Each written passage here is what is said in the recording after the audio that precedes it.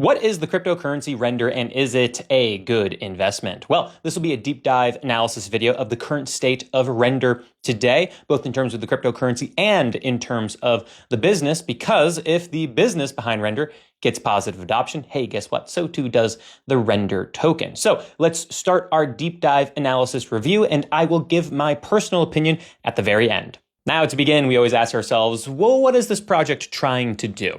Well, if you come to the Render Network Foundation's website that I have behind me here, you can see that they say they are advancing the next generation of rendering and AI technology. But what is rendering? Rendering is the process of creating videos and or images with computational power, with computers. So what Render Network does is they make GPUs available, the highly powered processing part of a computer, if you will, available on a decentralized network. So people around the world who have extra computational power at home can attach it to the Render network and make that computational power available to anyone in the world who needs to use it, who is building videos that you need computational power to do so, or who is doing AI modeling or any other form of data science and predictive analytics. So those people can pay to get access to this decentralized computational power at a much cheaper rate than they could today. That's pretty cool. This puts Render in the category of cryptocurrencies that we call decentralized infrastructure, or DePIN for short. Now, when Render first came out and really started getting a lot of traction, it was 2023. We had really just kind of gotten out of the whole COVID mess. The global supply chains were a mess. And because of that, the global supply of GPUs and computational power needed to do things like video rendering and now AI modeling was very limited. And it was very expensive as a result. So Render was one of the first tokens that really started erupting out of the pits of the bear market in 2023 because there was a massive need for some kind of decentralized offering of computational power out there across the entire globe. It was a massive, massive problem. Now, those problems don't really exist. Those supply chain constraints don't really exist.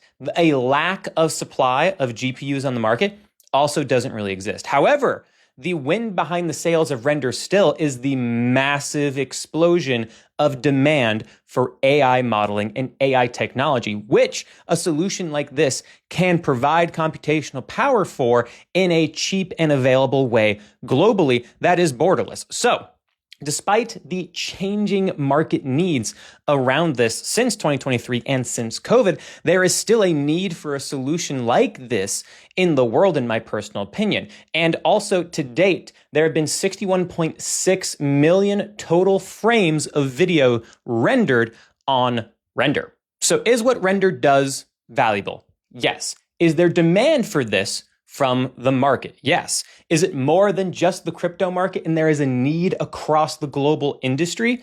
Yes. Yes, there is. So multiple check marks across the board for Render as a business in terms of positioning a product towards a pain in the market that is very large and potentially very expansive, and therefore potentially a very good business opportunity if you can carve out a slice of the pie, because competitors of Render in the space are giants.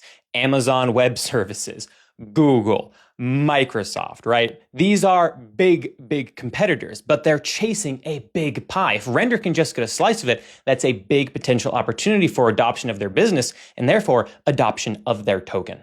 Now, everything we've spoken about to date are things that I like for Render, but let's point out a few of their black eyes that they currently have. I mentioned before that they have 61.6 million frames rendered cumulatively since their inception. But what has their growth been like, in particular, over the past 6 months? So what I started doing is I started digging through Render's own Medium reports that they put out monthly and show the statistical analysis of Render's actual solution. Now, taking a look at the month of March into April, and we take a look at this top category, so frames rendered, we saw that there was a 15% month-over-month growth. That's pretty damn good. But then from April into May, we fall to just 1%. From May into June, we saw a negative 6% change. June into July, minus 3%. July to August, a 31% increase. And what happened here is Render released their capabilities for providing computational power for AI modeling in not just video rendering. But it doesn't look like they could keep up that excitement, as August into September, we only saw a 2% increase.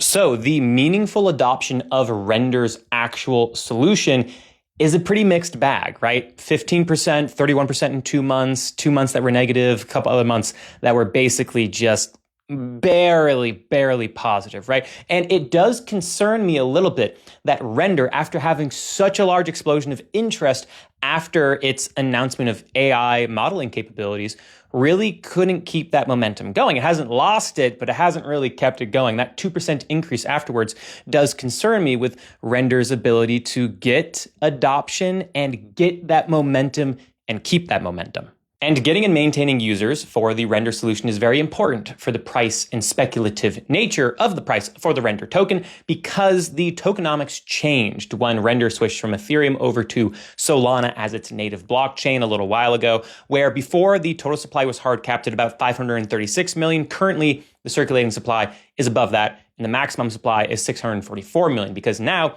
people who provide their computational power to the network, they get rewarded supply of the Render token, and people who procure those services to do video rendering and to do AI analysis and modeling, their Render gets burned. So if enough people are using Render, then the token Render could become deflationary, which would be very good for the price of Render long term.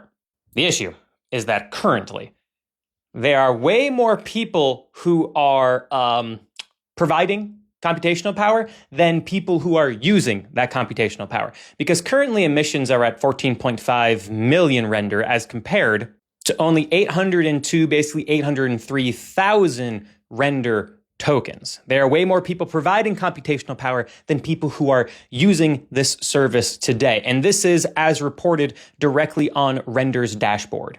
And something else that doesn't really pass the vibe test for me is when you go further down this dashboard, you get a lot of, little data points around the burn mechanic itself and a few other data points here and there, but you don't get any data points about the adoption of the solution and its service. It's a lot of talking about the burn mechanism, and that just immediately makes me a little bearish about where your focus is as a team. Now, they are doing good stuff in terms of getting adoption for its actual solution and trying to get more users. But when you go into the dashboard and it's all about the burn mechanism and not the actual adoption of your solution, and talking a little bit more like you would be talking as if you were a business instead of really just a speculative token, that does make me a little bearish.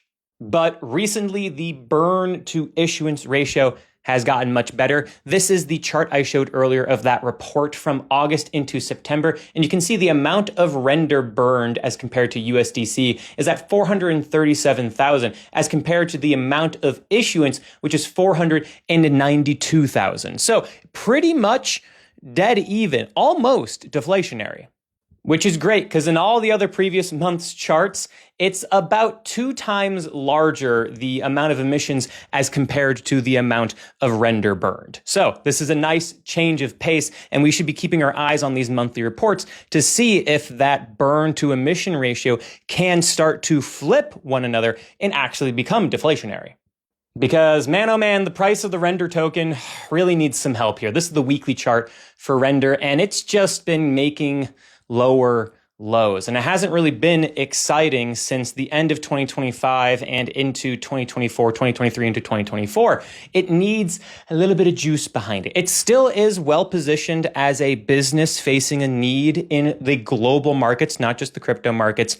It has a solution that is getting some adoption, but it's having a hard time going from kind of walk to sprint, if you will, in terms of it. And I am a little concerned about what they're focused on in their dashboard as compared to, really looking at the burn as compared to adoption of the solution. But there are enough pieces here where I see the potential for gold. They are just enough kind of black eyes on Render right now, if you will, to make me cautious to the point where I personally wouldn't be investing in Render right now, especially when the decentralized infrastructure trend as a whole isn't really a super hot and talked about one at this current point in time. But that is my deep dive review of Render. I hope this was helpful. Have a good day, do good things, be good people, make a bunch of money.